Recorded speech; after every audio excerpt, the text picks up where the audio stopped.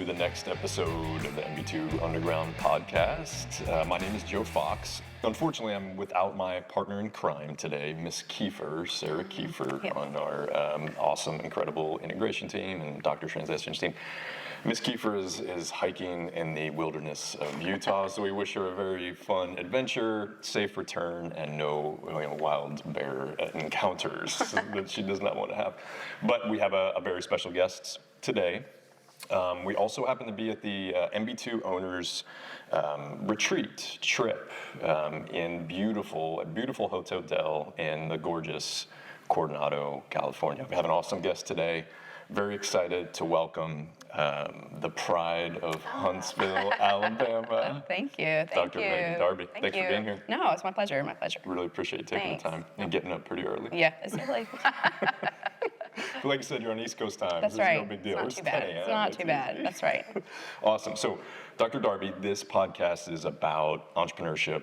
It's about leadership. It is about business economics. It's about all the things that you have done, you do to be an incredible clinical entrepreneur, doctor entrepreneur, right? So, but before we get into kind of the serious stuff, I've got to ask you about hobbies. Oh, okay. Right? Yep. So, rumor is you're a Swiftie. I am a Swiftie. Tell me about that, please. I'm like a late to life Swiftie too. What does that mean? That means like I kind of like side-eyed and rolled my eyes with all the things Taylor until probably around 2000. And I guess during the pandemic I really started listening to it and got like just really realized that I was like, oh, this is good. So I get 2020 is when it kind of clicked. Yep.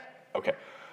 So as a 28-year-old single man, I just need to understand, because I was rocking Teardrop on my guitar and Tim McGraw way back That's when. funny. early, and I think Taylor was maybe 12 or something at the time, and I was rocking it in my little, I had this little convertible Volkswagen EOS that Dr. V will probably fire me if he knows I drove a car like that. But anyway, I had top down rocking Taylor, but like what's changed since then? Like why did she click with you? I think it's really the songwriting. I really enjoy it a lot. Plus, like I've got 2 teenage boys, so it's kind of like an antagonism. They have like this whole side eye with mom, like listening to it too. So that's kind of fun. That's a fun little aspect. But yeah, it's just enjoyed just the songwriting and talent mostly. But yeah. Like the message, right? It's something that resonates. For sure. Yeah, that's fascinating. Yeah, with her progression has been absolutely incredible.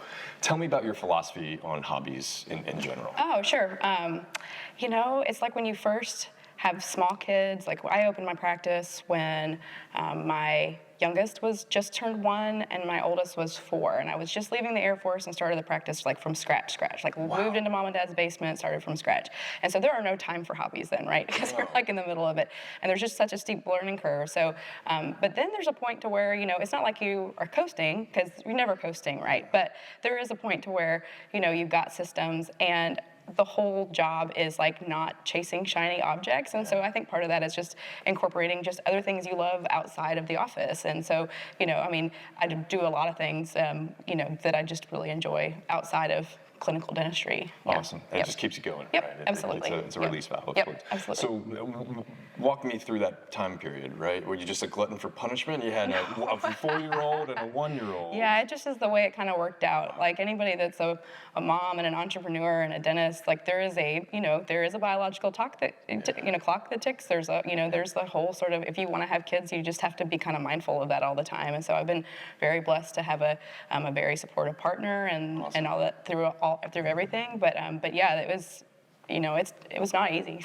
It's not tough. But I've always thought that, it's always best to invest in yourself and invest in your career, and it's really paid off for our family for sure. That's incredible. Yep. So how did you know you wanted to be a dentist? Or how did you get into so I knew I wanted to do healthcare, and I did shadow a lot of different medical doctors, and a lot of them just didn't like it. And I really had several that were like, you should really think about doing dentistry. And I would always say, like, I always was not shy, didn't shy away from wanting to own my own business. My grandmother, like, owned her own business, like, in a small town. She owned, like, a little bicycle shop. No way. I used to, like, in Iowa, so I would go, like, on, like, these trips with her where she would, like, be a sag wagon and stuff, like, and help sell t-shirts and stuff. So I kind of, like, would see that. And so it didn't, scare me away from being a dentist. And so I think that was one area of healthcare where you can actually be a true entrepreneur and you're not like part of a System. healthcare system and stuff like that. So that's why I chose it, not because I had just some love of teeth, but and I was thinking eventually, 4-day work would be nice, and it only took like 10 years of practice before I got to the point to where I could work 4 days a week, but it got there eventually. Yeah. Wow.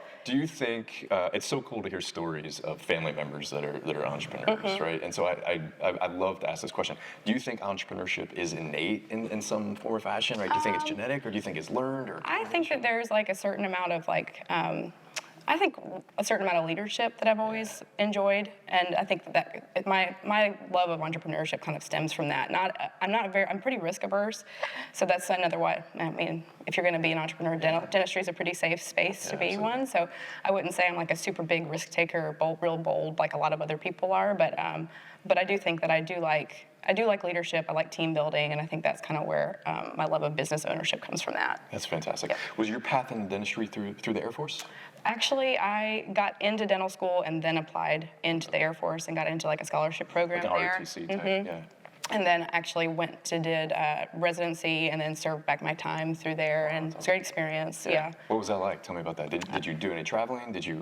So most of my time I was stationed was in the Southeast. I got a lot of really good continuing education. I am doing things now in practice I never would have done had I not had that experience, because I just was pretty timid coming out, and I always tell people, like, they teach you just enough not to kill people when you get out of dental school, and it was just a good 4 years where you could really, really learn fast clinically with some really, really good practitioners, and learn to do a lot of surgeries and see big treatment plans and do a lot of things and some unique things that I'd never do, like was able to do a lot of like OR work with our oral surgeons, and just even though I don't do that every day, I don't do that ever, like I don't do full IMAX cases, but being able to see that helps me with my treatment planning and things like that, and that's just a pretty unique experience. Yeah, that's a unique perspective to offer a patient. Like, hey, I've been in that OR and I understand this. Wow, that's fantastic.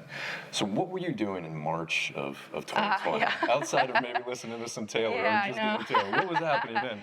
Yeah, so I have connected with a couple of really close like missionary friends that live in Nepal. So me and another dentist from Paducah, we kind of go and support them and do a dental mission trip every year. And we were scheduled to go in March of 2020, so we left like the first week of March, and everything was fine. It was really no big deal. We get there, and I mean, we're in a very remote area. When I mean remote, I mean it's like you get all the way to Nepal, then you have 2 more intra-country flights, then you have a Jeep ride, then you have a hike into where we're serving, right? Multiple day travel. And then there's, of course, no cell reception. I mean, maybe there is now. It's getting better in areas, but I mean, it's really like there's nothing.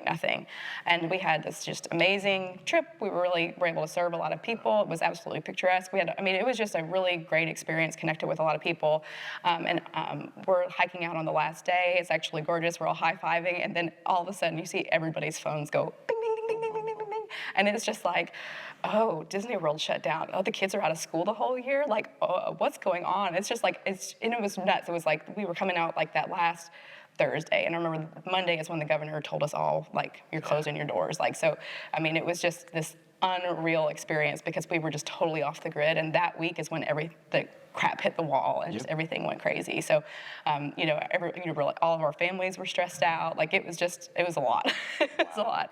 Yeah. So how did that feel in the transition back to your practice, and like I'm sure you're on the plane thinking about like, hey, I'm a business owner, like how am I For sure. Well, the thing is that we were all in the same boat where none of us knew what was going on, right? None of us knew what to do. So if I felt like I was behind the curve, I think everybody was just as blind as I was. But it was pretty scary, because we were thankful that we made it out when we did, and we didn't get stuck before travel totally shut down. But we were on the last day to get back. Yeah. Unreal. Yep. So you get back to town, COVID's happening. Walk me through kind of as a leader, as an entrepreneur, like how you managed your I call staff, myself your team. fake HR, because like it's nuts.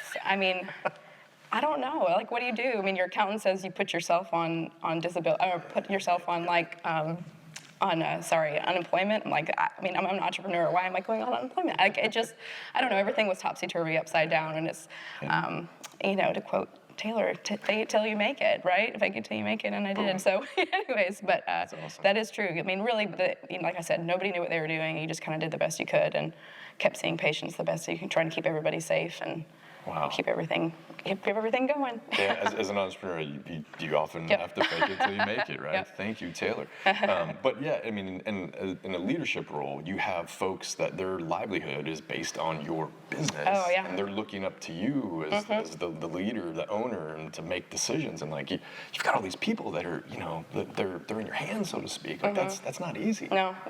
No, it's. I mean, I don't know what to say. It's been stressful for all of us, though. So I wasn't unique at that standpoint. So. Did your hobbies help you kind of in that period, or did you even have time for that Yeah, stuff? no, yeah. Well, I mean, I love to hike. That was safe to do during COVID. We did a lot of that. So. That's awesome. Outdoor activity, golf. did a lot of that. Yep. People are golfing and hiking. That's Yep. awesome. Awesome. Well, you're going to have to go on a hike with Miss Kieferman when she Yeah. returns. So tell me more about your practice. What would you say is like the secret sauce of your practice? Well, we do have a good set of core values, but I think that the heart, we just really try and make people feel comfortable and heard and try and create kind of unique solutions to their problems. And I know that sounds like a lot of words, but I think that's true. I think my other doc that works with me, she's the same way. She's very thoughtful practitioner, okay to think out of the box sometimes too, but just really, even though we run a very busy practice, but still trying to make sure we're giving people unique solutions to things and listen to their problems and things like that. And I think at the end of the day, people want to be heard and they want to understand what's going on. So that's unique, I think, in this world. So yeah, absolutely. Part psychologist, right? Yep. I mean, again, that's fake HR part of that too. But my husband is a counselor, and that's useful too. Yeah. So he's giving you some secret, right, he gives you some, yeah. I love it. What part of being an entrepreneur, clinical entrepreneur, do you not like? There's firing people is never fun. Yeah, and then that stuff's never fun.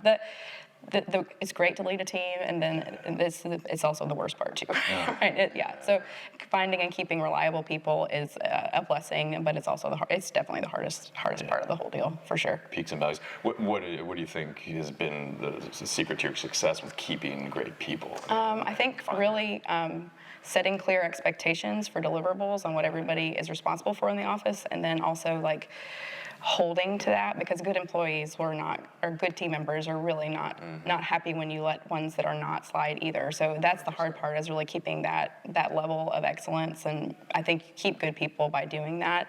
And then also, we have a lot of moms that work for me, and I understand that. So we have a lot of people that have to leave for a little while, or we have allowed some people to job share, and if they're good people and they keep up with everything, I'm okay with creative solutions to let people, work 2 days a week and stay home 2 days a week and switch back and forth and job share. I think that's really helpful too. And if they're good people and everybody likes each other, then it's a win-win for everybody. Yeah. What advice would you give to young women dentists that are coming out of school, or they just come out of school and they want to have children and they want to have a great thriving career like you have done? What advice would you give them?